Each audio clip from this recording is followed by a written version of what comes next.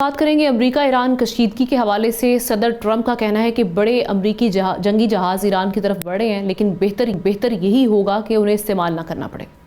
इस बयान ने खत्ते में तशवीश बढ़ा दी है।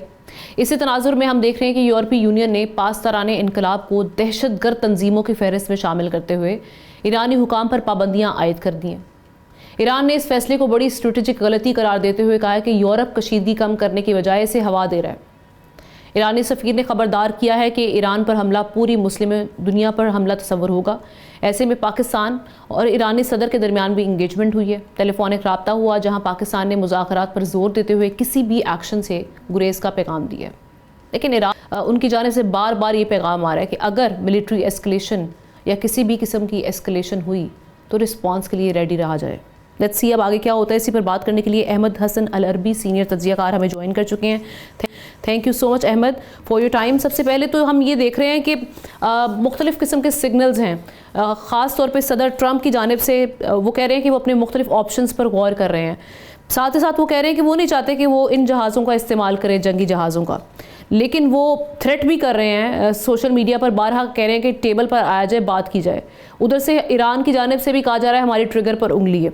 सो आप किस हद तक देख रहे हैं कि मिलिट्री एस्केलेशन का ख़तरा अब ये किस हद तक बढ़ चुका है और कौन से ऑप्शन की जानिब जाया जाएगा, इस चीज़ को देखते हुए कि कल हम देख रहे हैं कि सऊदी अरब भी वाशिंगटन में उनकी भी इंगेजमेंट हुई ईरान वाले मामलात के हवाले से।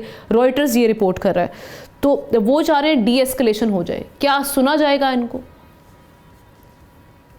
देखें, इसमें कुछ भी आप सर्टेनिटी के साथ बात इस वक्त नहीं कर सकते, बिकॉज एक हेयरलाइन मार्जिन है, डिफरेंस है। एक दो फोर्सेस जो अमेरिका के अंदर मौजूद हैं, अमेरिका फर्स्टर्स और नियोकॉन्स जो हैं, जो प्रो इसराइल एक फोर्स है, और एक जो है वो कहती है कि हमें अमेरिका की रिसोर्सेज को वापस अमेरिका में लेके आना है, और मिडल ईस्ट के अंदर हमने मजीद जंगें नहीं छेड़नी, अमेरिका उनको अफोर्ड नहीं कर सकता, इकोनॉमिकली एग्जॉस्टिंग होती हैं।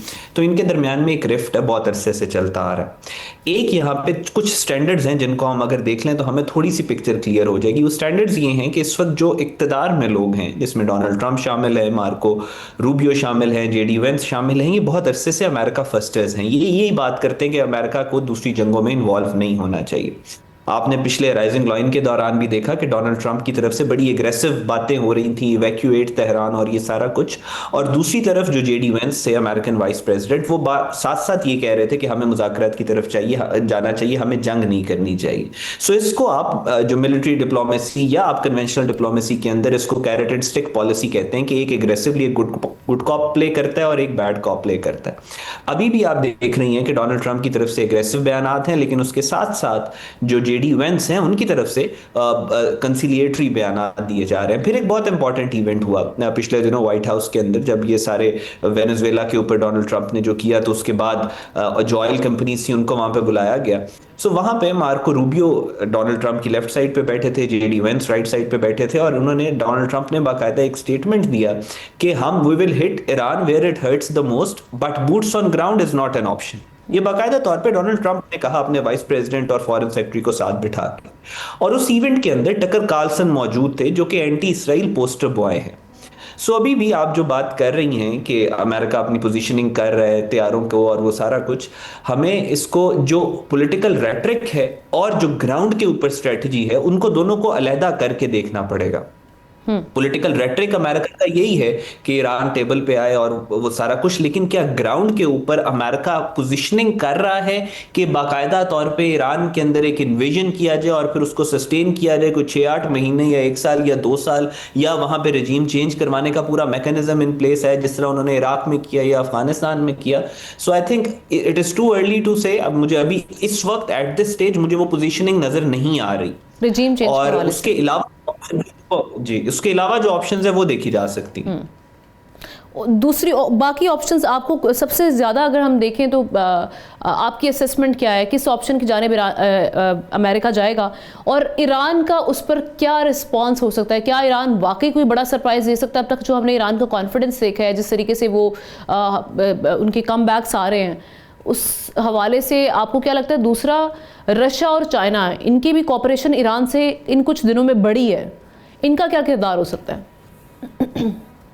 देखिए, रशिया की कोऑपरेशन ईरान से बढ़ी है, but Iran is playing very safe Vladimir Putin के एडवाइजर है अलेक्जेंडर ड्यूगिन, जिनका कुछ अर्सा पहले एक स्टेटमेंट आई है कि हमने ईरान को ऑफर किया है कि हम ईरान को सिक्योरिटी गारंटीज देते हैं अगेंस्ट अमेरिका, लेकिन ईरान ने उस तरीके से हमें वेलकम नहीं किया। इसका मतलब है कि ईरान भी एक बैलेंस मेंटेन करना चाह रहा है between China, Russia and US. अभी आप जो बात कर रही हैं उस पे जाहिर है स्ट्रेटजी के एतबार से मैं इस पे ज्यादा कमेंट नहीं कर सकता, क्योंकि अमेरिका की तरफ से भी बयानात आ रहे हैं और ईरान की तरफ से भी बयानात आ रहे हैं, तो there is a statement versus counter statement. Ground के ऊपर क्या होगा वो हमने राइजिंग लाइन के दौरान देखा कि जो the actual fight that took place that was between Iran and Israel.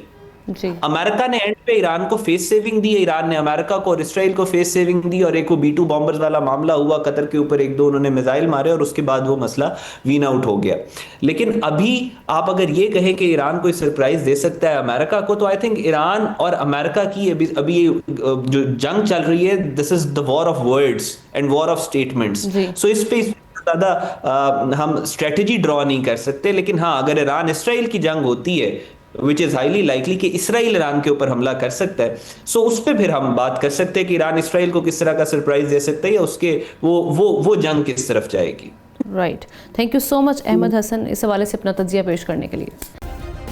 Subscribe करें और बेल दबाएं ताकि कोई खबर रह न जाए।